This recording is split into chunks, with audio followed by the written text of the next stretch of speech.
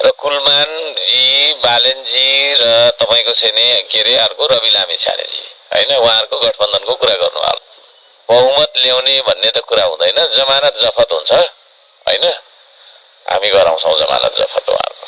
अर्को सातबाङले राष्ट्रिय स्वतन्त्र पार्टीको जमानत जफत गराउँ किनभने नि आधारै छैन नि त, आधारै छैन होइन। 15-20 वटा त काण्ड लागेको छ, कोही धरौटीमा छुटिरहेका छन्, 5 करोड 6 करोड तपाईँको चाहिँ धरौटी राखेर छुटिरहेछन्।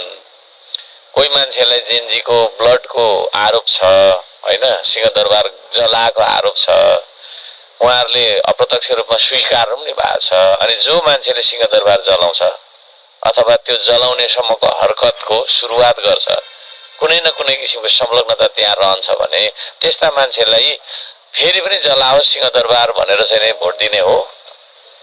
अब राष्ट्रघाती सन्धि सम्झौताको पक्षमा पनि बस्ने होइन, जेएनजीलाई उक्साउने, जेएनजीलाई मार्ने, मर्न बाध्य बनाउने त्यो खालको वातावरणको क्रिएटर तपाईँको हो नि त उहाँहरू।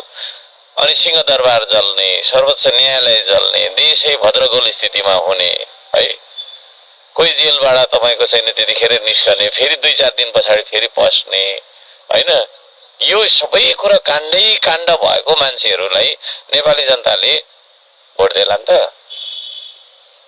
है। एकजना फेरि मान्छे हुनुहुन्थ्यो, उहाँले चाहिँ आफ्नो चाहिँ नि अब आफ्नो पार्टी होइन, कुलमानजीको कुरा गरे मैले, 1 महिना भएको छैन आफ्नो पार्टीलाई बचाउन सक्नुहुन्न। त्यस्तो अस्थिर मान्छेहरूले राजनीति गर्ला, नेतृत्व गर्ला त देशमा, देशभन्दा ठुलो विकास हुँदैन। कसैले हामीले बिजुलीको खम्बा सहयोग गर्छु, एउटा बाटो बनाइदिन्छु भनेर भोलिको दिनमा त्यो देश मलाई दिए है भनेर त भएन होला नि त होइन। अब छिमेकतिरै छ, अब नाम किन लिने होइन, विकास देखाएर मुलुकै लगेको इतिहासहरू त छ त हाम्रो छेउछाउमै। त्यसले गर्दाखेरि यो मुलुकप्रतिको स्वाधीनता, यो मुलुकप्रतिको तपाईँको सम्प्रभुतासँग सम्बन्धित उहाँको विषय के हो भनेर मैले सोद्धाखेरि उहाँले अहिलेसम्म उत्तर दिन सक्नु भएन। भनिसकेपछि उहाँ पनि विदेशी प्रभुलाई ढोग्ने मान्छे नै हो भने। अब बालेनजीको कुरा गर्दा जेएनजी आन्दोलन अगाडिसम्म धेरै राम्रो थियो उहाँसँग मेरो होइन, तर जेएनजी आन्दोलन पछाडि उहाँले जे देखाउनु भयो होइन, त्यसले के प्रमाणित गर्यो?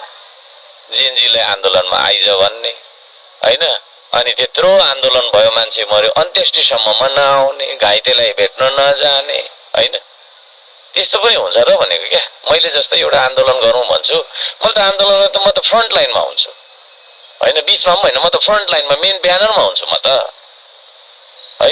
नेतृत्व त त्यस्तो चाहियो नि त देशलाई।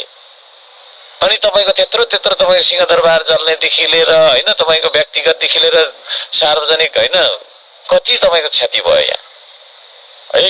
त्यत्रो क्षति गराउने नि यतिका महिना लुकेर बस्ने है, कुनै किसिमको सार्वजनिक विचार उहाँको छैन। छ त उहाँ कुन चाहिँ तपाईँको छैन उहाँको विचार छ त, पोलिटिकल आइडियोलोजी के हो उहाँको है? जनतासँग नभेट्ने, भद्रकुमारी घलेको चाहिँ तपाईँको मैले सुन्दै थिएँ, 5 घन्टा पर्खेँ बाबु, 1 कप चिया पनि खुवाएन, पुलुक हेरेर गयो भन्दै थियो। त्यस्तो खालको मान्छे जो जनतादेखि भागेर हिँड्छ, जो के हो भन्ने नै थाहा छैन होइन, त्यो रहस्यमय मिस्टेरियस होइन पर्सन भनेको डेन्जरस हुन्छ, त्यो खतरनाक टाइपको मान्छे है। र त्यस पछाडि तपाईँको चाहिँ यो सरकार जुन बनेको छ अहिलेको सरकार, उहाँले बनाउनु भएको। एउटा मेयरले के अरे तपाईँको महानगरपालिकाको एउटा मेयरले सरकार गठन गर्ने हैसियत राख्छ? राख्दैन नि त। तर उहाँले कसरी त्यो गर्नुभयो त भन्दाखेरि उहाँ कुनै शक्तिबाट परिचालित मान्छे हो।